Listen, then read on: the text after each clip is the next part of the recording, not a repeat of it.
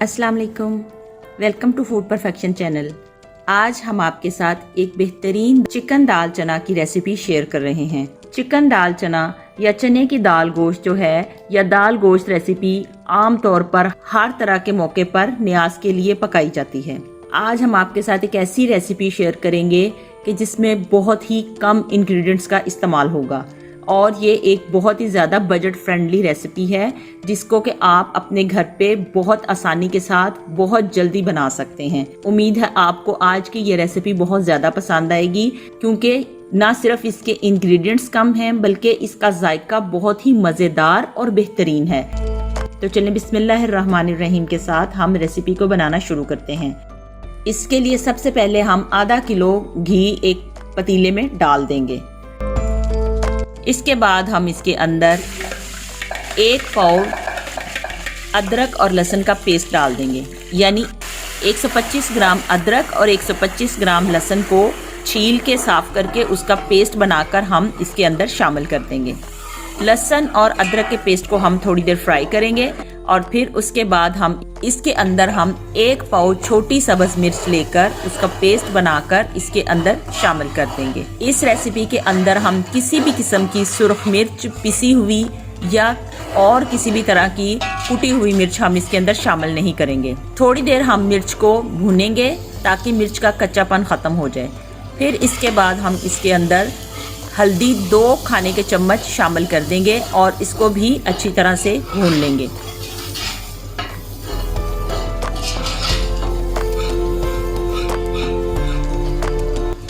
मसाला भुन जाएगा तो हम इसके अंदर एक पूरी मुर्गी या 1.5 किलोग्राम चिकन जो है वो हम इसके अंदर डाल देंगे और उसको भी थोड़ी देर भूनेंगे ताकि गोश्त का जो कच्चेपन की स्मेल है वो ख़त्म हो जाए।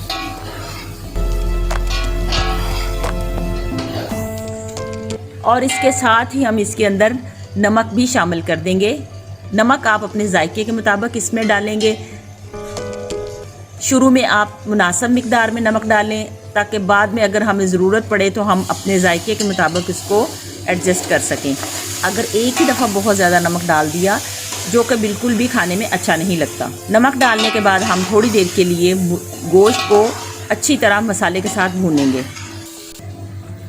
जब मसाला अच्छी तरह भुन जाएगा तो हम इसके अंदर मसूर और चने की भीगी हुई दाल शामिल कर देंगे।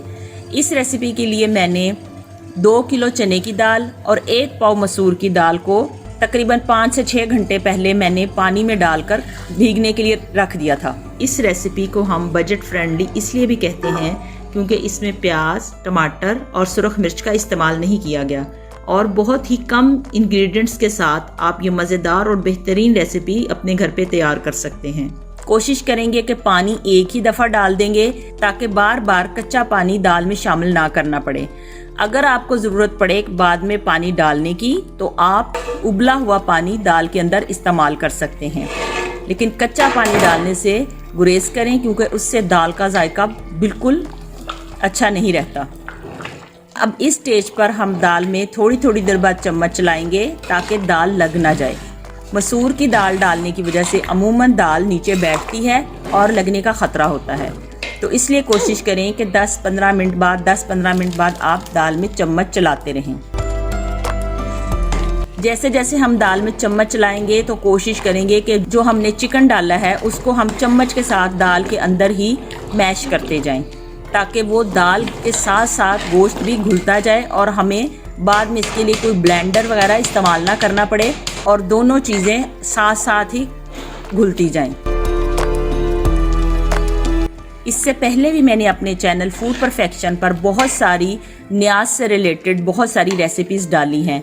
अगर आपने अभी तक वो नहीं देखी तो हमारे चैनल फूड परफेक्शन पर विज़िट करें और उन रेसिपीज़ को भी अपने घर पर फॉलो करके बेहतरीन न्याज का एहतमाम करें।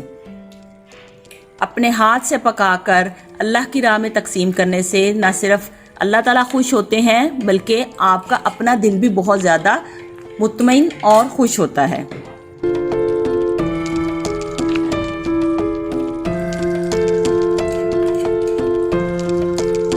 दाल और चिकन अच्छी तरह घुल जाएं तो फिर इसके अंदर हम पिसा हुआ गरम मसाला शामिल करेंगे। इस गरम मसाले के अंदर आप ज़ीरा, काली मिर्च, दालचीनी, छोटी इलायची और थोड़े से लौंग, इन सारी चीज़ों को ग्राइंडर में डालकर अच्छी तरह से इसका मसाला बारीक पीस लें और फिर इसके बाद इसको दाल में शामिल कर दें। जब दाल तकरीबन तैयार हो जाएगी तो उस वक्त हम इसके अंदर 1 खाने का चम्मच चिकन पाउडर डाल देंगे और फिर चम्मच के साथ अच्छी तरह से उसको भी मिक्स करेंगे ताकि उसके अंदर कोई गुठली ना बने। इसी तरह दाल को चम्मच के साथ घोटते जाएंगे, मिलाते जाएंगे तो दाल बहुत ही बेहतरीन तरीके से घुल जाएगी और आपको किसी भी मधानी या ब्लेंडर की ज़रूरत नहीं पड़ेगी। जैसे ही दाल पक जाए और मुनासिब गाढ़ी हो जाए तो आप दाल का चूल्हा बंद कर दें। बेहतरीन मज़ेदार दाल गोश्त की रेसिपी तैयार है। अब आप इसको बेहतरीन गरम गरम नान के साथ सर्व करें। उम्मीद है आपको आज की रेसिपी बहुत ज़्यादा पसंद आएगी। आज की रेसिपी के लिए इतना ही। एक और नई रेसिपी के आने तक के लिए अल्लाह हाफिज़।